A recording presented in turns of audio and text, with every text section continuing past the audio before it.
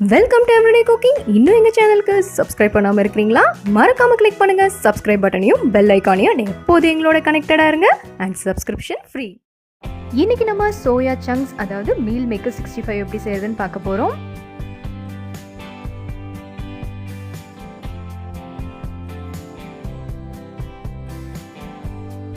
இதுக்கு சின்ன size soya chunks ஒரு 2 கப் அளவுக்கு எடுத்துக்கோங்க. இது மூழ்கிற அளவுக்கு தண்ணி விடுங்க அண்ட் கொதிக்கிற வரைக்கும் வெயிட் பண்ணுங்க.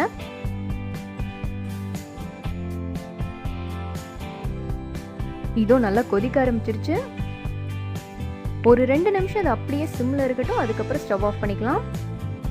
இப்போ சோயா நல்லா சாஃப்ட் ஆயிருச்சு. இந்த ஸ்டேஜில் இதை வெளியே எடுத்துருங்க.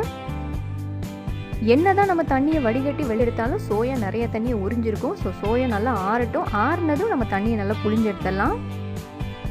இங்கே சோயா நல்லா ஆறிடுச்சு. எவ்வளோ தூரம் உங்களால் புழிய முடியுமோ அவ்வளோ தூரம் நல்லா புழிஞ்சு எடுத்துருங்க. நம்ம சோயா சங்க்ஸ் ரெடி. இதில் 1 டேபிள் ஸ்பூன் அளவுக்கு அரிசி மாவு, 1 டேபிள் ஸ்பூன் கார்ன்ஃப்ளவர், 2 டீஸ்பூன் கோதுமை மாவு, 1 டீஸ்பூன் மிளகாய்த்தூள், 1 டீஸ்பூன் இஞ்சி பூண்டு விழுது, கொஞ்சமாக குட்டி குட்டியாக நறுக்கின கருவேப்பிலை, 1 கை குட்டி குட்டியாக நறுக்கின கொத்தமல்லி இலை, தேவையான அளவு உப்பு. இதெல்லாம் நல்லா கலந்து விடுங்க.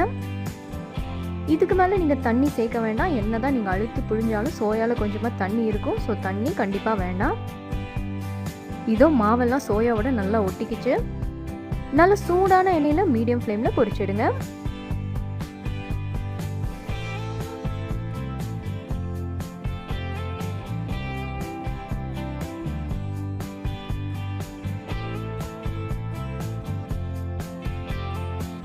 நல்லா மொறு மொறுன்னு ஆகணும். அது வரைக்கும் இது அடுப்பில் இருக்கணும்.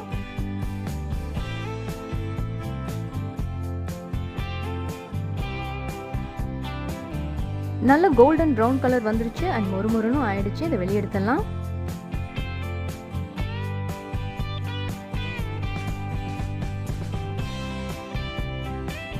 இது ரொம்ப குயிக்காக ஈஸியாக செஞ்சிடலாம் அண்ட் ரொம்ப கிறிஸ்பியாக நல்லாவும் இருக்கும். ஈவினிங் ஸ்நாக்ஸுக்கு கண்டிப்பாக ட்ரை பண்ணி பாருங்கள்.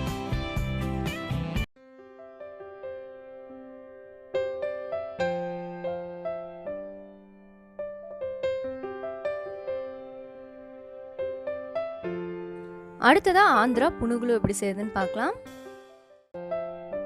இதுக்கு ஒரு 2 கப் இட்லி மாவு எடுத்துக்கோங்க.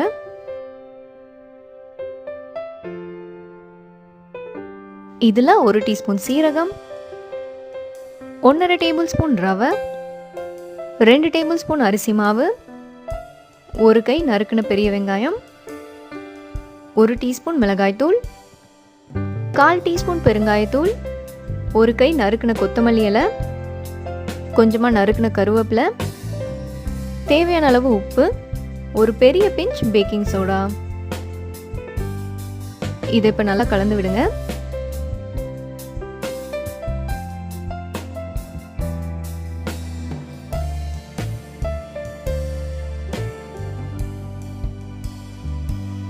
மாவு பதம் இந்த மாதிரி இருக்கணும். உங்களோட மாவு கொஞ்சம் தண்ணியாக தெரிஞ்சதுன்னா கொஞ்சம் அரிசி மாவு எக்ஸ்ட்ரா ஆட் பண்ணிக்கோங்க. இதை இப்போ சூடான எண்ணெயில் பொரிச்சு எடுத்துடலாம்.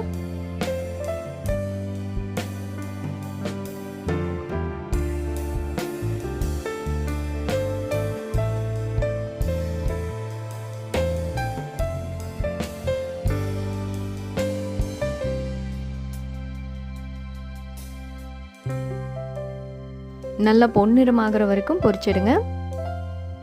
இதோ ரெடி ஆயிடுச்சு. வெளியே எடுத்துடலாம்.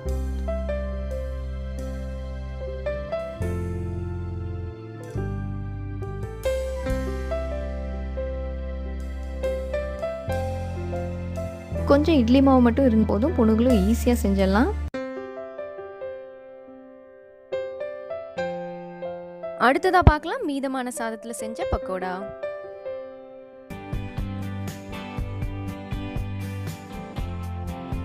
இங்கே எனக்கு ஒரு 2 கப் சாதம் மிச்சமாயிருக்கு. நான் அதை அப்படியே எடுத்துக்கிறேன்.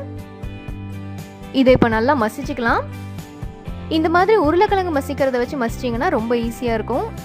இதை மிக்சியில் மட்டும் போட்டுறாதீங்க. மிக்சியில் போட்டிங்கன்னா கொல கொலன்னு ஆகிடும். இதோ மசிச்ச சாதம் ரெடி. இதோட ஒரு சின்ன சைஸ் பெரிய வெங்காயத்தை குட்டி குட்டியாக நறுக்கி ஆட் பண்ணிடலாம்.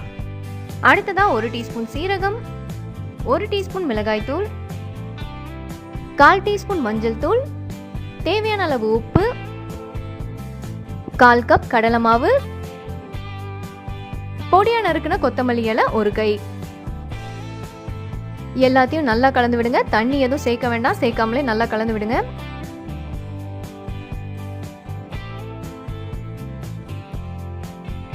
இந்த மாவு கொஞ்சம் ஒட்டுன மாதிரி தான் வரும், பட் பரவாயில்ல. இதோ மாவு ரெடி. இதை இப்போ சூடான எண்ணெயில கொஞ்சம் கொஞ்சமா பிச்சு போட்டு பொரிச்சிடுங்க.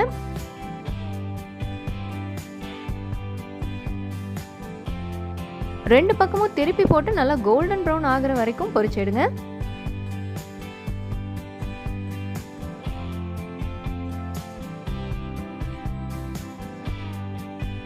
இதோ நம்ம பக்கோடா எல்லாம் நல்லா பொன்னிறம் ஆயிருச்சு. இதை வெளியே எடுத்துடலாம்.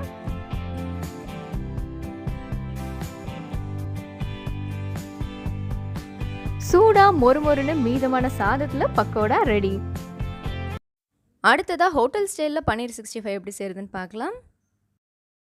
இது நாங்கள் ஹோட்டலில் போய் எடுத்த வீடியோ. ஸோ அவங்க ஒரு பிளேட்டுக்கு அளவாக செய்கிறாங்க. இங்கே பன்னீர் 100 கிராம் எடுத்திருக்கோம். இதில் 1 ஸ்பூன் கார்ன்ஃப்ளவர் ஆட் பண்ணுங்க, 2 ஸ்பூன் மைதா,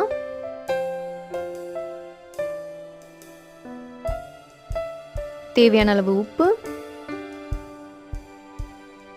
1/2 டீஸ்பூன் மிளகாய் தூள், 1/2 டீஸ்பூன் மல்லித்தூள், 1/4 டீஸ்பூன் கறி மசாலா. கறி மசாலா கிடைக்கலனா கரம் மசாலா ஆட் பண்ணிக்கோங்க, 1/2 டீஸ்பூன் மிளகுத்தூள், கொஞ்சமா கருவேப்பிலை, தேவையான அளவு தண்ணி. மசாலா பன்னீரோட சேரணும், அதுக்காக தான் கொஞ்சமா தண்ணி ஆட் பண்றோம். நிறைய தண்ணி சேர்த்துறாதீங்க.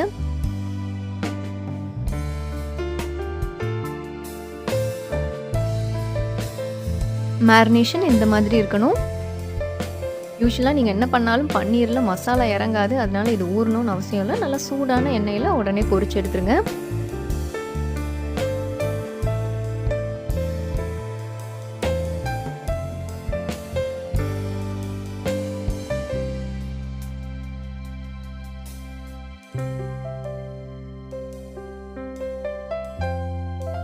திருப்பி போட்டு நல்லா கோல்டன் ப்ரௌன் ஆகுற வரைக்கும் பொரிச்சிடுங்க.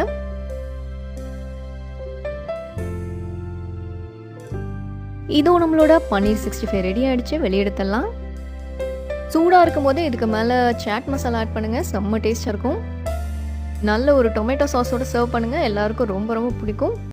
அடுத்ததாக மொறுமொறுன்னு அரிசி ரொட்டி எப்படி செய்யுதுன்னு பார்க்கலாம். இதை நீங்கள் ஸ்நாக்ஸாகவும் சாப்பிட்லாம், டிஃபனாகவும் சாப்பிட்லாம். நல்லா சுட சுட சாப்பிடுங்க, ரொம்ப நல்லாயிருக்கும். முதல்ல 1 கை நிலக்கடலையை நல்லா வறுத்தெடுத்துக்கோங்க. நல்லா வறுபட்டதும் ஆற விட்டுட்டு தோலை ரிமூவ் பண்ணிவிட்டு 1-2 தட்டி வச்சுக்கோங்க. இதை நீங்கள் மிக்சியிலையும் பொடி பண்ணலாம், இல்லைனா இஞ்சி பூண்டு தட்டுறது இருக்குது பார்த்தீங்களா, அதை வச்சு 1-2 தட்டி எடுத்து வச்சுக்கோங்க. இப்போ நான் ஒரு 2 கப் அரிசி மாவு எடுத்திருக்கேன். இதோட 1 இல்லைனா 2 பச்சை மிளகாய் நீங்கள் ஆட் பண்ணலாம்.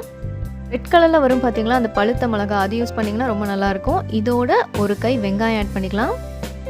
பொடியா நறுக்குன 1 மீடியம் சைஸ் பெரிய வெங்காயம் கரெக்டாக இருக்கும். இதோட கொஞ்சமாக நறுக்குன கொத்தமல்லி இலை சேர்த்துக்கலாம்.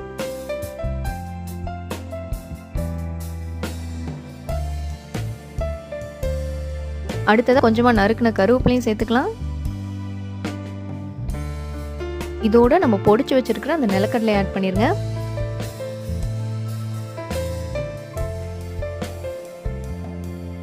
இதுக்கு தேவையான அளவு உப்பு மாவோட நல்லா கலக்கணும். ஸோ ஃபர்ஸ்ட் இதை நல்லா கலந்து விடுங்க, அதுக்கப்புறம் தண்ணி ஆட் பண்ணலாம்.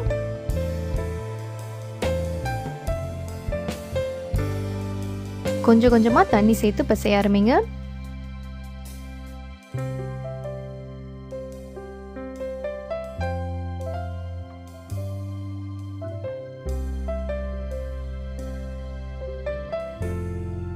நம்ம இதை ரொட்டியா தட்ட போறோம். ஸோ மாவு இந்த மாதிரி இருக்கணும்.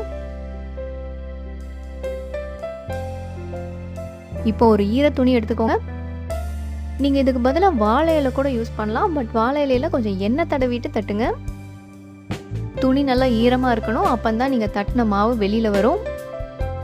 இப்போ கொஞ்சமா ஒரு உருண்டை மாவு எடுத்து நல்லா மெல்லிசா தட்டுங்க.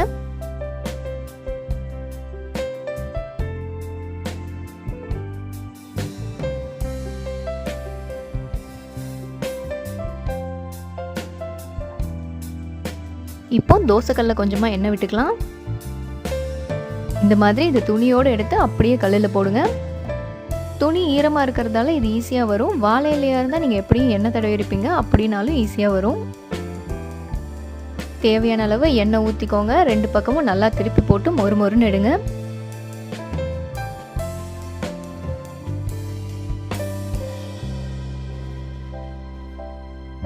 இதோ நம்மளோட ரொட்டி ரெடி ஆயிடுச்சு. சுட சுட சாப்பிட்டிங்கன்னா செம்ம டேஸ்ட்டாக இருக்கும். அடுத்து நம்ம பார்க்க போகிறது டிராகன் பொட்டேட்டோஸ். இதுக்கு உருளைக்கிழங்கு எவ்வளோ வேணுமோ எடுத்துக்கோங்க. அதை தோல் சீவி நல்லா ஃப்ரெஞ்ச் ஃப்ரைஸ்க்கு கட் பண்ணுற மாதிரி நீளமாக கட் பண்ணிக்கோங்க. உருளைக்கிழங்கு யூஸ் பண்ணி ஃப்ரைஸ் எது செஞ்சாலும் உருளைக்கிழங்கை கட் பண்ணதுக்கப்புறம் அதை கொஞ்சம் நேரம் தண்ணியில் ஊற போடுங்க. ஒரு 5லேருந்து 10 நிமிஷம் ஊறினா போதும். தண்ணியில் கொஞ்சம் நேரம் ஊறினா தான் உருளைக்கிழங்குல இருக்கிற ஸ்டார்ச் எல்லாம் வெளியில் வரும். ஸ்டார்ச் வெளியில் வந்தால் தான் உருளைக்கிழங்கு நல்லா ஃப்ரை பண்ணும்போது கிறிஸ்பி ஆகும். ஸ்டார்ச்சோடு யூஸ் பண்ணிங்கன்னா அவுட்டர் லேயர் சீக்கிரம் குக் ஆகி ப்ரௌன் ஆகிடும். ஸ்டார்ச்சை ரிமூவ் பண்ணிவிட்டு யூஸ் பண்ணிங்கன்னா நல்லா கோல்டன் ப்ரௌனாக வரும். இதோ என்னோடய உருளைக்கிழங்கை நான் ஊற வச்சு கழுவியும் எடுத்துட்டேன். இதில் இப்போ நம்ம ஒன்று ஆட் பண்ண ஆரம்பிக்கலாம். முதல்ல இஞ்சி பூண்டை தட்டி போடுங்க, இல்லைனா இஞ்சி பூண்டு விழுந்திருந்தால் அதை போட்டுக்கோங்க. 1 டீஸ்பூன் மொத்தம், 1 டீஸ்பூன் மிளகாய்த்தூள், 1 டீஸ்பூன் டொமேட்டோ கெச்சப், 2லேருந்து 3 டேபிள் ஸ்பூன் அளவுக்கு கார்ன்ஃப்ளவர். உருளைக்கிழங்குல இருக்கிற தண்ணியெல்லாம் கார்ன்ஃப்ளவர் உரியணும். ஸோ அதுக்கு தகுந்த மாதிரி அட்ஜஸ்ட் பண்ணி கூடவோ குறையவோ போட்டுக்கோங்க.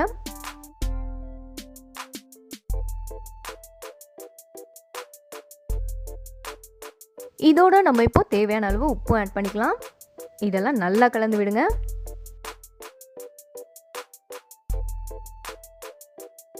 உருளைக்கிழங்கு நல்லா ட்ரை ஆயிடுச்சு. இதை நம்ம இப்போ ஃப்ரை பண்ணி எடுத்துடலாம். நல்லா சூடான ஆயிலில் பொன்னிறமாக பொரிச்சிடுங்க.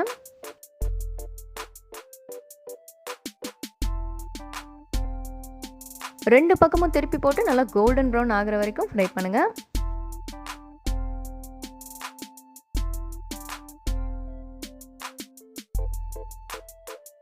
இதோ நம்மளோட உருளைக்கிழங்கெல்லாம் சூப்பராக ஃப்ரை ஆயிடுச்சு. வெளியே எடுத்துடலாம்.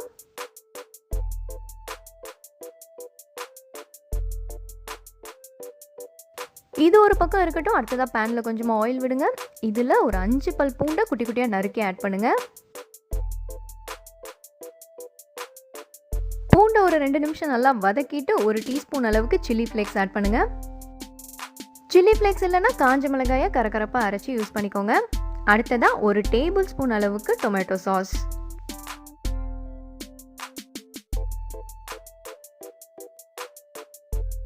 சாஸ் நல்லா ஒரு 1/2 நிமிஷம் எண்ணெயில் நல்லா வதங்கட்டும். வதங்கினதும் நம்ம ஃப்ரை பண்ணி வச்சிருக்கிற அந்த உருளைக்கிழங்கெல்லாம் ஆட் பண்ணிடலாம்.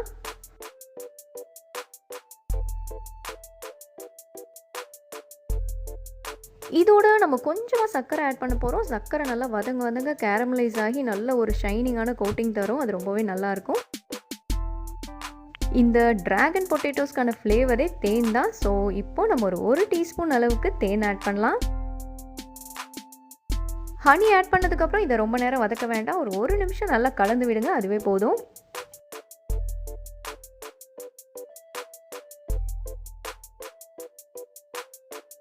ஃபைனலாக ஒரு பிஞ்ச் உப்பு ஆட் பண்ணி நல்லா கலந்து விட்டுருங்க.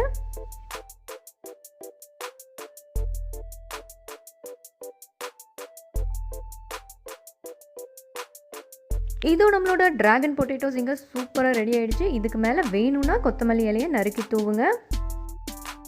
இது செம்ம டேஸ்ட்டாக இருக்கும். கண்டிப்பாக ட்ரை பண்ணுங்கள். வேறொரு இன்ட்ரெஸ்டிங்கான ரெசிபியோடு உங்களை சந்திக்கிறோம். மறக்காமல் எங்கள் சேனலுக்கு சப்ஸ்கிரைப் பண்ணுங்கள்.